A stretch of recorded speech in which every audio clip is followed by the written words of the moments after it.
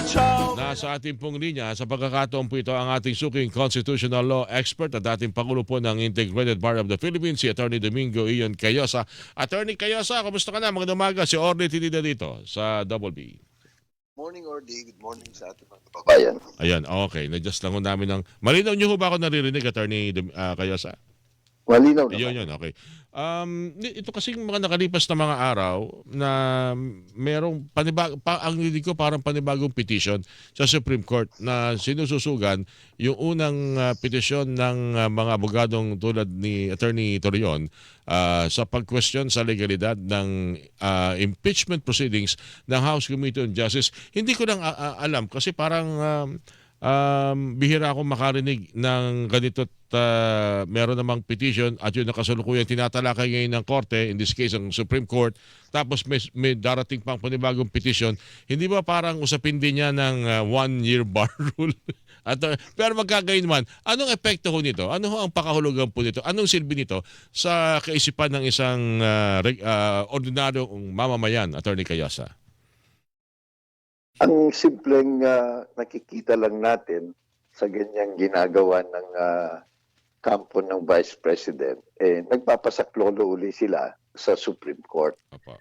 Siguro nawili sila dun sa unang nangyari nung natigil yung impeachment hearing sa Senado dahil sa desisyon ng Supreme Court na binatikos naman ng halos lahat ng mga marunong sa batas. Kasama na rin yung mga dating justices ng Supreme Court na judicial overreach yun. Yung hindi karapat-dapat na pakikialam ng Supreme Court dun sa tinakdang trabaho ng Kamara at ng Senado pagdating sa impeachment. Okay. So, siguro ngayon, tingin ng mga abogado ng Vice President o kanyang kakampi na maaari uli silang magpasaklolo sa Supreme Court. Kaya nag-file uli sila ng petition. Inaasahan ito na gagawin nila, lalong-lalo na kung makikita natin yung sagot ng Vice President. Hindi naman niya sinagot diretsahan yung mga paratang, kundi mga teknikalidad ulit.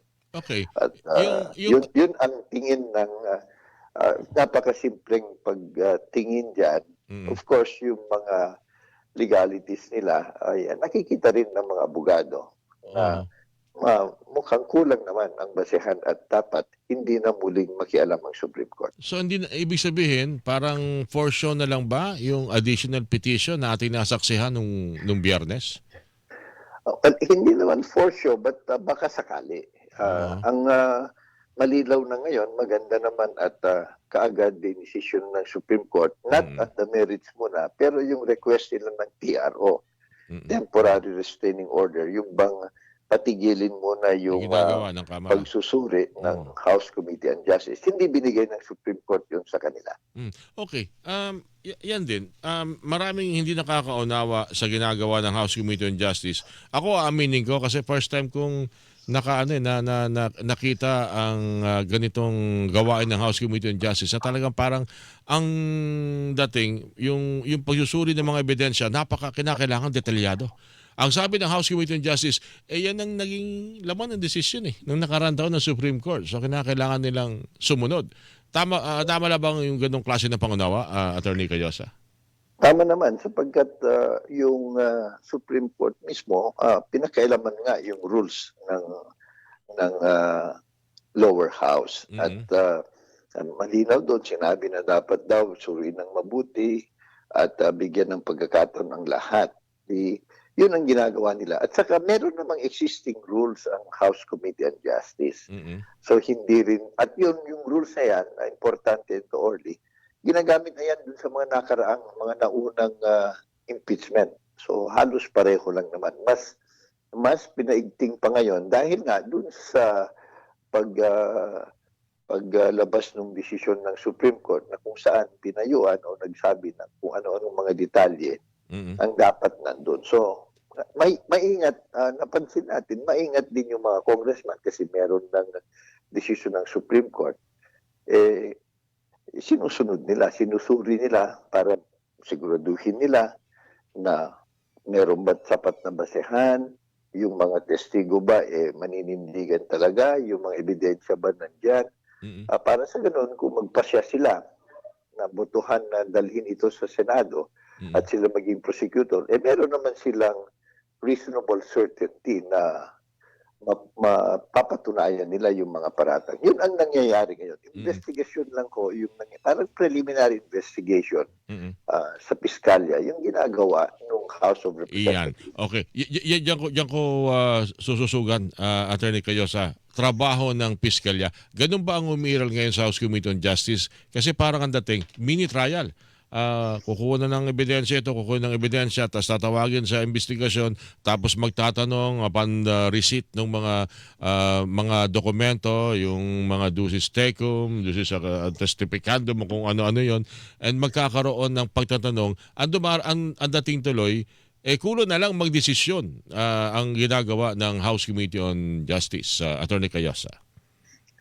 Well, ganun talaga ang ginagawa ng piskalya. Kung maalala natin, yung mga ordinaryong mga kaso laban sa sinumang pinaghihinalaan, Mhm. ay maghahain ng complaint sa fiskal, maglalagay ng mga ebidensya, at kung sa tingin, tatanungin ngayon ng fiskal, susuruin yung mga testigo, examine kung genuine ba yung mga ebidensya, at kung sakasakaling sa tingin ng fiskal, kulang ito, Hindi nyo na itutuloy. sasabihin yung complainant na o kaya yung maghahanap sila Ah, ng karagdagang ebidensya para there is reasonable certainty of conviction. Ganun ho yun. Hindi oh. naman lahat ng complaint na Mhm. ihain sa fiscal, kakagatin niya kaagad at mag-file ng kaso. So part ng Titignan niya. trabaho yon, bahagi ng So, trabaho yon, yung pagtukoy na matibay ang mga ebidensya para ituloy ang kaso o hindi, at hindi naman ito pagtukoy para desisyonan kung guilty o hindi guilty ang isang inaakusahan. tama. Ang kanilang titignan lang, yung bang kung ito ay dadalhin sa husgado, in the case of impeachment sa Senado, yung ebidensya ba sapat, matibay, at yung mga testigo ay maninindigan ba? Kasi i-avoid nila yung pagdating sa hukuman, babaligtad yung mga testigo o tatalikuran o kaya kulang-kulang, inconsistent o kaya kulang ng corroborative evidence. Yun ang ginagawa nila ngayon. Hindi ho nila pwedeng husgahan at hindi naman nila hinuhusgahan. Mhm. Maalala natin, sa mga hearing, wala naman yung mga cross-examination, yung direct examination. Examination. Oo. Clarificatory questions lang ang mga dapat ginagawa nila. So far, yun naman ang kanilang ginagawa. Bantayan din natin sa susunod na April 14 na kung saan nahaharap sa Committee on Justice yung mga sinasabing mga witnesses o maaring witnesses. Pwede ba yung ito, speaking of binanggit ng mga testigo, may mga bagong testigo kasing lumantad ngayon. Isa na dyan si Ramil Madriaga. O sa mga taga-Kainta ay kilalang si RM. Taga-ano kasi, taga-Kainta Rizal kasi. Kakilala ng mga tropa ko doon sa Felix Subdivision, taga-DM eh. Anyway, itong paglantad niya, pwede ba yon na hindi naman din na naging laman, naging punto ng anumang complaint, tapos ipatatawag sa hindi matukoy sigurong dahilan? Pwede ba yung gawin ng ito sa pinag-uusap nating trabaho ng piskal? Pwede naman sapagkat kung titignan natin yung mga natirang mga complaint, yung graft and corruption, yung hindi tamang paggamit ng mga pondo na nailaan sa opisina ng Vice President. Mhm. Kung material at relevant yung kanyang testimony at kung paniniwalaan natin yung mga ginawa niyang affidavit at mga nahayag ng kanyang abogado, material and relevant yung sa kanya kasi alam niya kung saan nabigay at paano naibigay yung mga pera sa mga hindi dapat tumanggap nun. That's very material and relevant. So naiintindihan din natin na titignan ito ng Committee on Justice. Mhm. Kasi naglipa na ngayon ordi yung mga mga fake witnesses o kaya baliktaran left and right, Mhm. pati yung pagnonotaryo peke o kaya hindi maayos, hindi tama. Nararapat lang na i-check muna yan ng mga prosecutors. Kasi prosecutors yung mga congressman kung sakasakaling matuloy ang impeachment complaint sa Senado, di ba? Mhm. So, part of their job na tingnan kung ito ba ay matutuloy na impeachment case sa Senado, yung kanilang ebidensya at witnesses, matitino ba? Yun ho ang nangyayari ngayon. Hindi ho naman ito, mali lang yung terminology kasi ng mini trial eh. Ngayon, ginagamit yan tuloy na doon sa petisyon na trial na daw. Hindi ho trial yan, clarificatory hearings lang ho yan, investigasyon lang. Sa mga familiar po sa trabaho ng piskal, maunawaan ho nila yung binabanggit niya. Hindi lamang din sa simpleng kaisipan o hindi lang po sa simpleng pag-iisip na hindi naman yan trial dahil wala namang pagtukoy kung guilty ka o hindi, kundi din lamang sa mga ebidensya. Ganun po ba yun, attorney? Tama Yun po ang yun. naalam.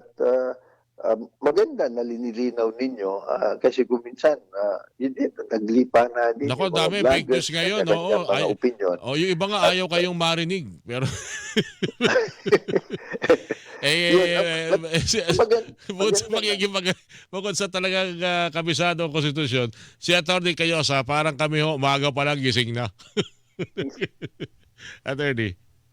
Oo, at maganda na mailinaw natin yan. Wala tayong kinikilingan, wala tayong piniprejudge, no? To be Oo. fair to everyone. But yun ho kasi yung proseso.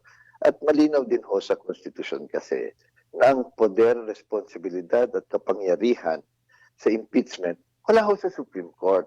Nandun ho sa ating legislature, yung House of Representatives para to determine kumbaga yung probable cause, mayroong mang basehan, at sila ang mag-prosecute doon sa impeachment Senate Tribunal.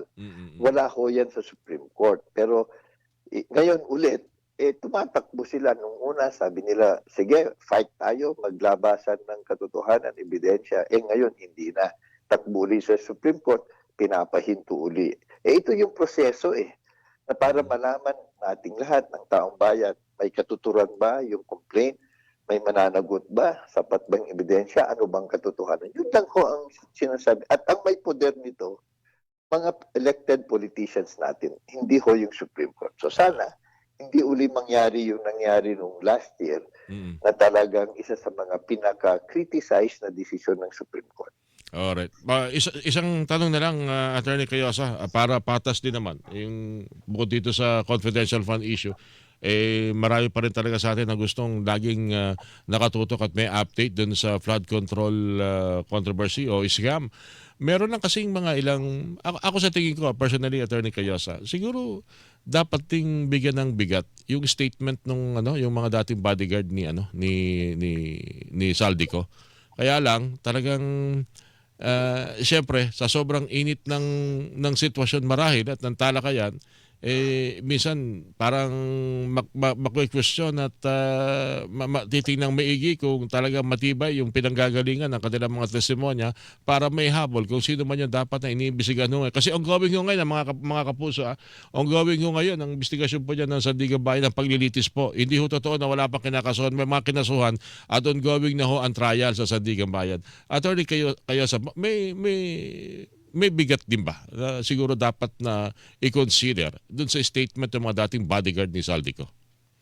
Well, normally at dapat lang, yung tinatawag na insider information.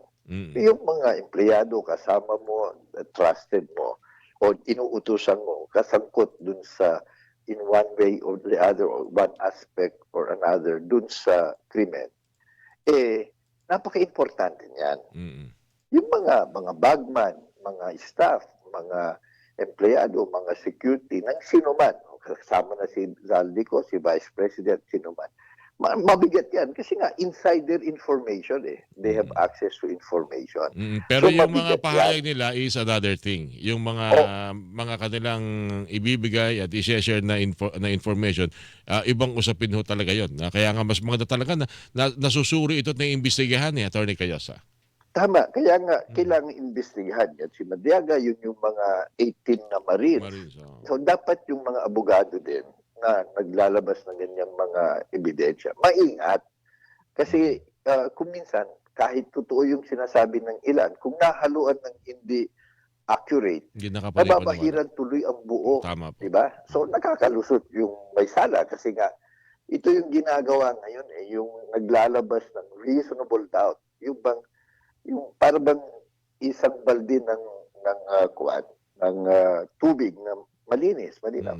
Napatakan ng tinta na isa lang, naging madumi na lahat, hindi na magamit. Ganun ang nangyayari ngayon. So dapat maingat talaga kung sino man yung nagpaparatang, gumagawa ng affidavit, nagpresent ng witnesses, na kahit bali-baliktarin mo yan, makakatindig yung testimonya. Very challenging lang yung 18 Marines kasi nga, sa tingin ko, ginawa kasing joint affidavit maaaring totoo yung sinasabi ng karamihan, pero mahirap kasi paniwalaan na yung lahat ng 18, sa lahat ng bagay na magkakasama, pinagkukwento nila over 3 years, nandun silang lahat. Kasi ganoon ang ibig sabihin ng affidavit.